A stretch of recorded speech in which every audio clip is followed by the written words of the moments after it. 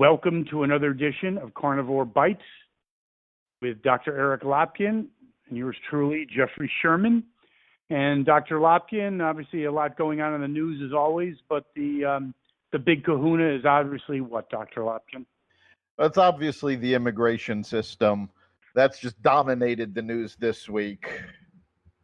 One thing that fascinates me, and I would like your help on, is how have the Democrats, many of whom, even Chuck Schumer, just 8 years ago, 5 years ago, 8 years ago, whatever, were actually, Dianne Feinstein was during NAFTA, was actually talking about the need for a wall.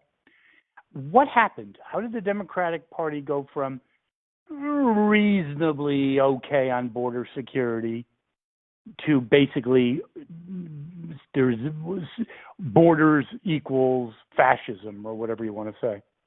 How does that happen? Well, I think it's part of the Democratic Party's move to the left.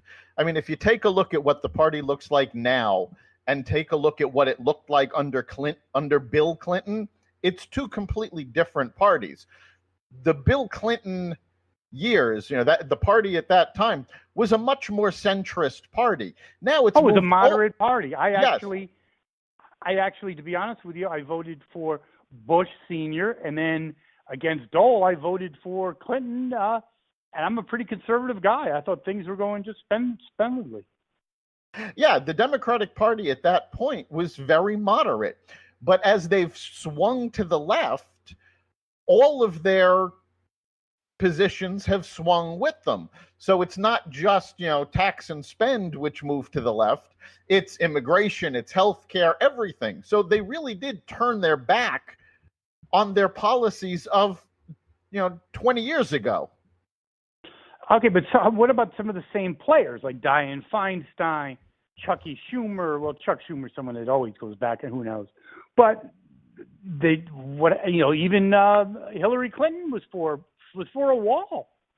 What happened? Just because if you believe in things like that, you're ostracized? Exactly. It's political blackmail. The party shifted to the left. If you don't shift with it, you don't get party support. Okay, now here's another theory. I agree with all of that, Dr. Lopkin. One thing, and this is kind of a metaphysical concept, Dr. Lopkin, but I think fascism around the world has certain traits, certain ways they operate. So does leftists and Marxists. I believe that, just like around the world, in America, the far left operates a certain way, has certain strategies.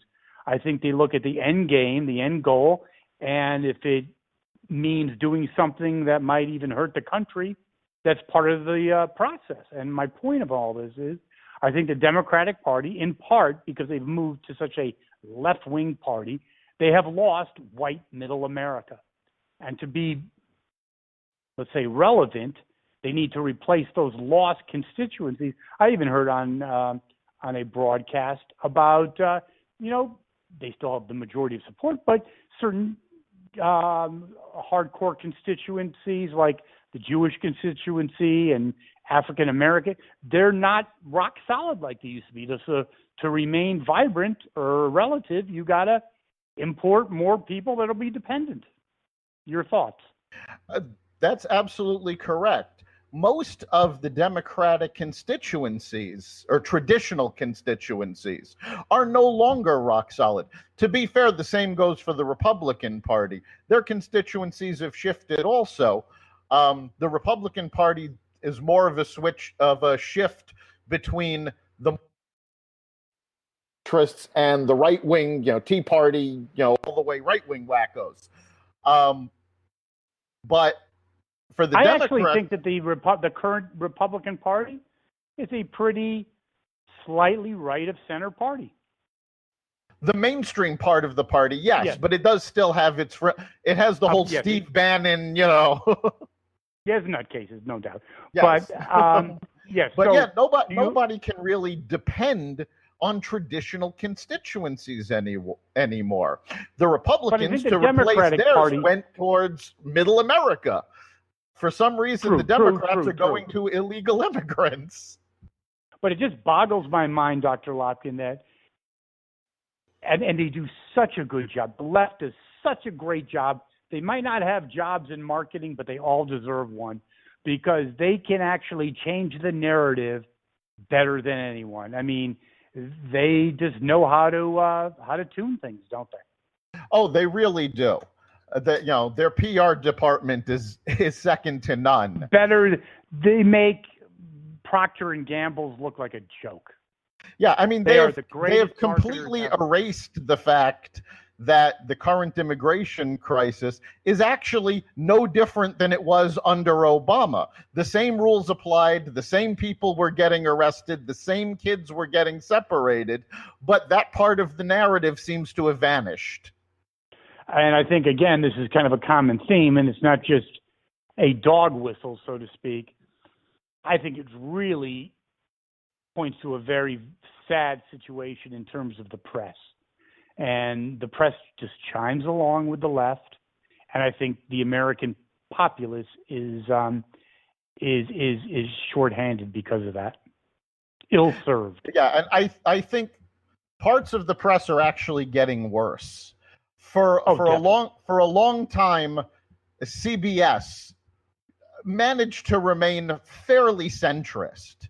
This past week, I caught two stories that were so incredibly biased that they didn't even bother to hide the bias.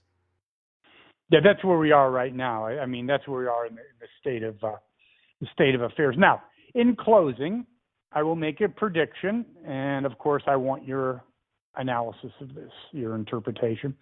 I believe that the left/Democratic Party is the Nancy Pelosi wing is so out of touch when they're going to their San Francisco parties and parties in the Hamptons that they don't understand it, they don't get it. I believe their stand for open borders and illegal immigration is going to further jeopardize them for the midterms. Well, it's definitely going to alienate Middle America. They're playing to the constituents, on the far left. But they already have them. It's not. Well, but they're trying to solidify that. They're not going to gain any voters from this. In fact, it was absolutely hysterical. There were a number of reports on networks where they were interviewing Mexican immigrants who had come here legally and it was very obvious that the reporters wanted them to say, hey, this is not fair. And they were saying, no, this is absolutely fair because we came in legally. Why should we give them a break? Let them come in the same way we did. It's hysterical. Well, Dr. Lopkin, I think this, then let me ask you one thing before we close.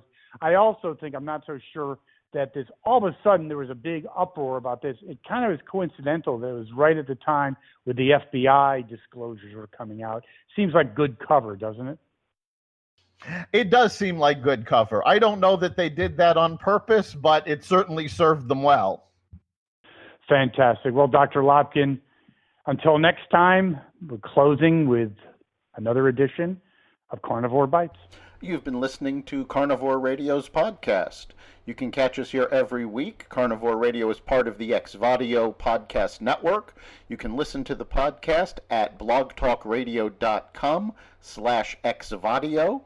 If you want to be part of the conversation, you can listen to us live every Friday at 4 o'clock on WESU 88.1 Middletown, Connecticut. You can also catch us online at WESUFM.org. We look forward to hearing from you and see you next week.